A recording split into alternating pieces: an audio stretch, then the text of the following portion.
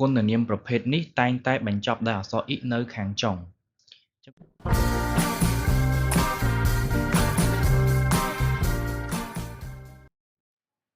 はい、皆さんこんにちは。フォン日本語です。សួស្តីអ្នកទាំងអស់គ្នាសូមស្វាគមន៍មកកាន់ Channel រៀនភាសាជប៉ុន ហ្វុងនីហុងហ្គោទាំងអស់គ្នាអញ្ចឹងថ្ងៃនេះខ្ញុំនឹងលើកយកនៅមេរៀន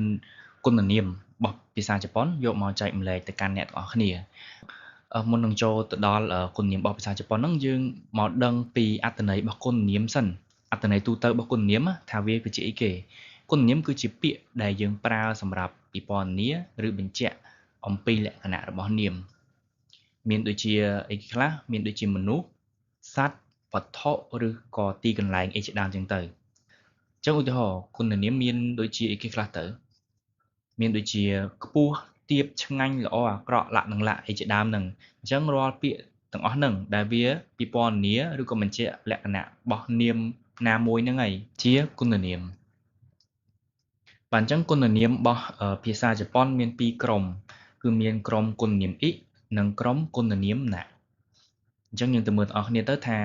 យើងមើលមិនមិនដឹងថាគុណនាមអ៊ីយើងមើលមិនដឹងថាគុណនាមណាបាទឥឡូវយើងមករៀនគុណនាមអ៊ី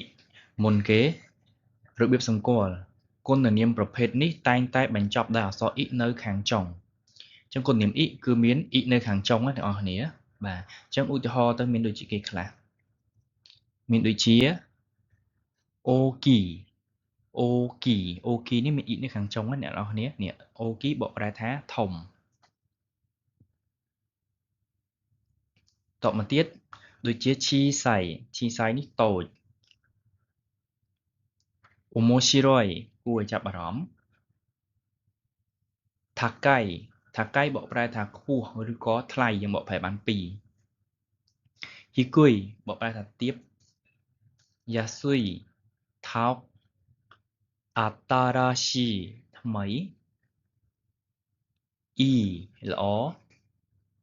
វ៉ារុយអាក្រក់ទាំងអស់គ្នាមើលគុណនាមទាំងអស់ហ្នឹងគឺសុទ្ធតែមានអក្សរអ៊ី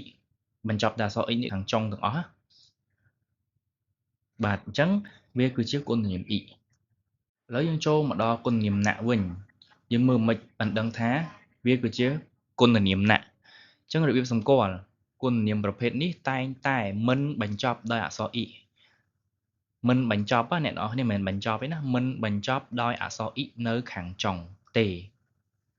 យើងទៅមើលទាំងអស់គ្នាឧទាហរណ៍មានដូចជា Shinsetsu Shinsetsu មានន័យថាចិត្តល្អអញ្ចឹងអត់មានអក្សរអ៊ីនៅខាងចុងទេអ្នកនរគ្នាណាមានបន្តមកទៀត Hansamu បកប្រែថាសង្ហា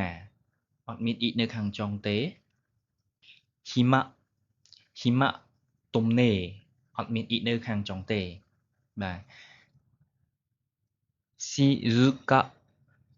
Shizuka បកប្រែថាស្ងប់ស្ងាត់អត់មានអ៊ីនៅខាងចុងទេ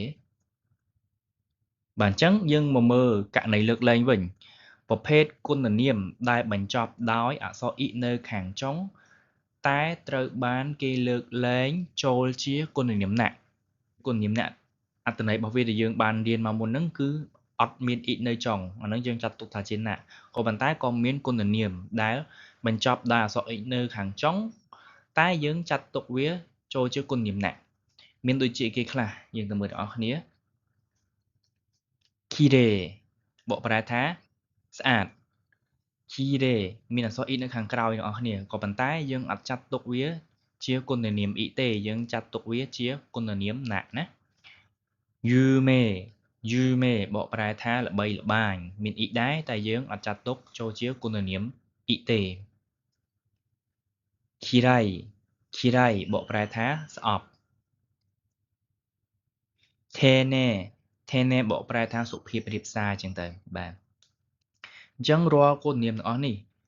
សុទ្ធតែមានអក្សរអ៊ីនៅខាងចុងតែយើង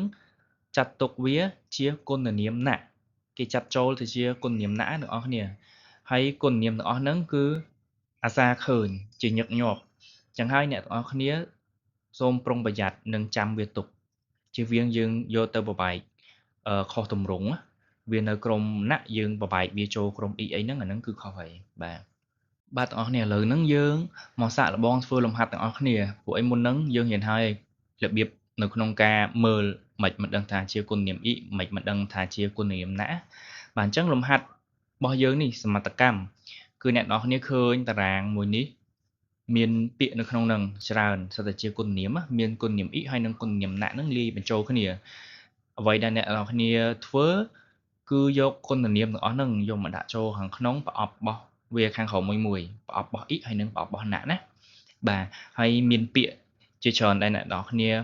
ខ្ញុំគិតថាអ្នកទាំងអស់គ្នាអត់ទាន់ចេះមានពាក្យខ្លះអ្នកទាំងអស់គ្នាអត់ទាន់ចេះទេអញ្ចឹងអ្នកទាំងអស់គ្នាមិនបាច់ទាន់ខ្វល់ទេយើងរើសថាមួយណាគុណនាមអ៊ីមួយណាគុណនាមណាយកមកដាក់ចូលក្នុងប្រអប់សិនមកចាំដល់ពេលកែខ្ញុំនឹងប្រាប់អត្ថន័យទៅកាន់អ្នកទាំងអស់គ្នាហើយអ្នកទាំងអស់គ្នាអាចស្កប់វីដេអូនឹងប្រហែល1នាទីជាងអីទៅពេលដែលអ្នកទាំងអស់គ្នាធ្វើហើយចាំ play វីដេអូនឹងវិញមកខ្ញុំនឹងដោះស្រាយលំហាត់ឲ្យអ្នកទាំងអស់គ្នាអូខេមិនអីអ្នកទាំងអស់គ្នា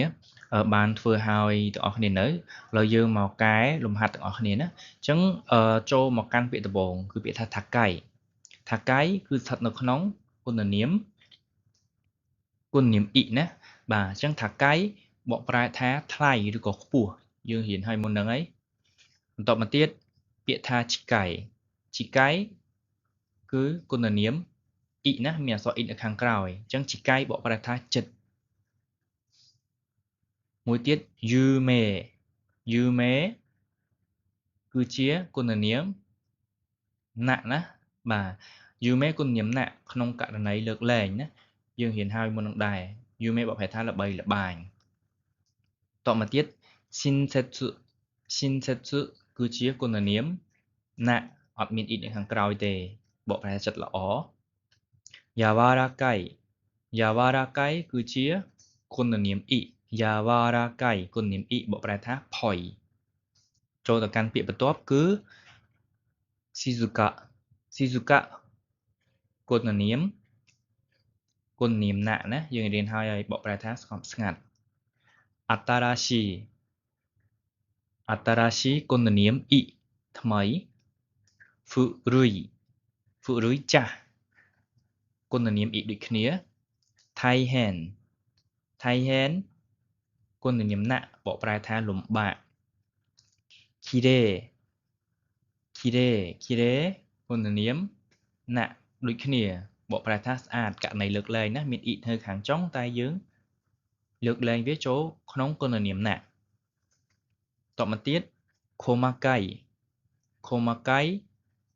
បកប្រែថាល្អិតឬក៏ល្អិតល្អន់ Bendy មានន័យថាងាយស្រួលរបៀបដូចថា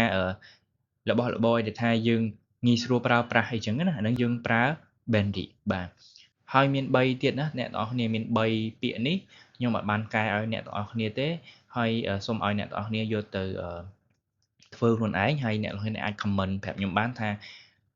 ពាក្យទាំង3នេះមួយណានៅក្នុងគុណនាមមួយណាបាទអញ្ចឹងគុណនាមអ៊ីនិងគុណនាមណាក់របស់យើងគឺចប់ប៉ុណ្ណឹងហើយអ្នកទាំងអស់គ្នាសូមជួយចុច like វីដេអូហ្នឹងហើយនឹងជួយចុច subscribe channel របស់ខ្ញុំមួយផងដើម្បីទទួលបាននៅវីដេអូថ្មីៗពេលក្រោយទៀតបាទអរគុណច្រើនអ្នកទាំងអស់គ្នា